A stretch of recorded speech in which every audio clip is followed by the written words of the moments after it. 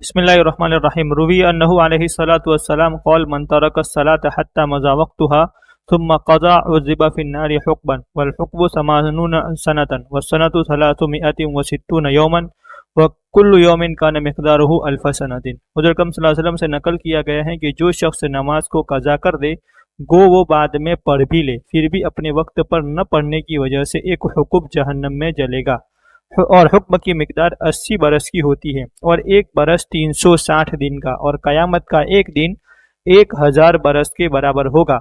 اس حساب سے ایک حکم کی مقدار 2,88,00,000 برس ہوئی۔ فائدہ: حکم کے معنی لغت میں بہت زیادہ زمانے کے ہیں، اکثر حدیثوں میں اس کی مقدار یہی آئی ہے جو اوپر گزری، یعنی 80 سال۔ در منصور میں متعدد روایات سے یہی مقدار منقول ہے۔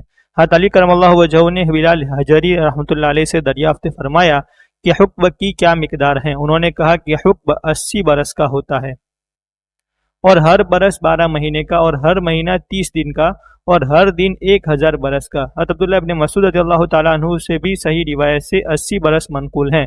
حضرت ابو ہریرہ رضی اللہ تعالیٰ نے خود حضور اکرم صلی اللہ علیہ وسلم سے یہی نقل کیا ہے کہ ایک حکم 80 سال کا ہوتا ہے، اور ایک سال 360 دن کا، اور ایک دن تمہارے دنوں کے اعتبار سے یعنی دنیا کے موافق 1000 دن کا۔ یہی مضمون حضرت عبداللہ ابن عمر رضی اللہ تعالیٰ عنہ نے بھی حضور صلی اللہ علیہ وسلم سے نقل فرمایا ہے۔ اس کے بعد حضرت عبداللہ ابن عمر رضی اللہ تعالیٰ عنہ فرماتے ہیں کہ اس بھروسے پر نہیں رہنا چاہیے کہ ایمان کی بدولت جہنم سے آخر نکل جائیں گے۔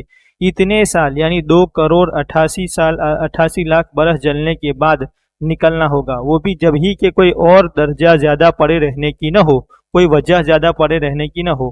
اس کے علاوہ اور بھی کچھ مقدار اس سے کم و زیادہ حدیث میں آئی ہیں، مگر اول تو اوپر والی مقدار کئی حدیثوں میں آئی ہے، اس لیے یہ مقدم ہے۔ دوسرے یہ بھی ممکن ہے کہ آدمیوں کی حالت کے اعتبار سے کم و بیش ہو۔ ابو اللیث سمرقندی رحمۃ اللہ علیہ نے قرۃ العیون میں حضرت صلی اللہ علیہ وسلم کا ارشاد نقل کیا ہے کہ جو شخص ایک فرض نماز بھی جان بوجھ کر چھوڑ دے اس کا نام جہنم کے دروازے پر لکھ دیا جاتا ہے، اور اس کو اس میں جانا ضروری ہے۔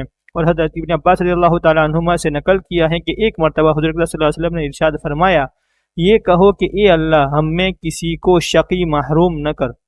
پھر فرمایا، جانتے ہو شقی محروم کون ہے؟ صحابہ رضوان اللہ تعالیٰ علیہ مجمعین کے استفسار پر یعنی پوچھنے پر ارشاد فرمایا کہ شقی محروم نماز کا چھوڑنے والا ہے، اس کا کوئی حصہ اسلام میں نہیں۔ ایک حدیث میں ہے کہ دیدہ و دانستہ یعنی جان بوجھ کر بلا عذر نماز چھوڑنے والے کی طرف حق تعالیٰ قیامت میں التفات ہی نہ فرمائیں گے، اور عذاب علیم دکھ دینے والا عذاب اس کو دیا جائے گا۔ ایک حدیث سے نقل کیا گیا ہے کہ 10 آدمیوں کو خاص طور سے عذاب ہوگا، من جملہ ان کے نماز کا چھوڑنے والا بھی ہے کہ اس کے ہاتھ بندھے ہوئے ہوں گے اور فرشتے منہ اور پشت پر ضرب لگا رہے ہوں گے، مار رہے ہوں گے۔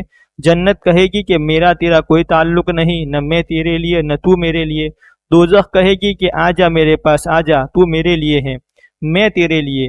یہ بھی نقل کیا ہے کہ جہنم میں ایک وادی جنگل ہے جس کا نام ہے لملم، اس میں سانپ ہیں جو اونٹ کی گردن کے برابر موٹے ہیں، اور ان کی لمبائی 1 مہینے کی مسافت کے برابر ہے۔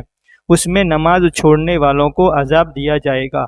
ایک دوسری حدیث میں ہے کہ ایک میدان ہے جس کا نام جب الحزن ہے، وہ بچھوؤں کا گھر ہے، اور ہر بچھو خچر کی برابر بڑا ہے، وہ بھی نماز چھوڑنے والوں کو ڈسنے کے لیے ہے۔ ہاں مولائے کریم معاف کر دے تو کون پوچھنے والا ہے، مگر کوئی معافی چاہے بھی تو۔ ابن حجر رحمۃ اللہ علیہ نے زواجر میں لکھا ہے کہ ایک عورت کا انتقال ہو گیا تھا، اس کا بھائی دفن میں شریک تھا، اتفاق سے دفن کرتے ہوئے ایک تھیلی قبر میں گر گئی۔ اس وقت خیال نہیں آیا، بعد میں یاد آئی تو بہت رنج ہوا، چپکے سے قبر کھول کر نکالنے کا ارادہ کیا۔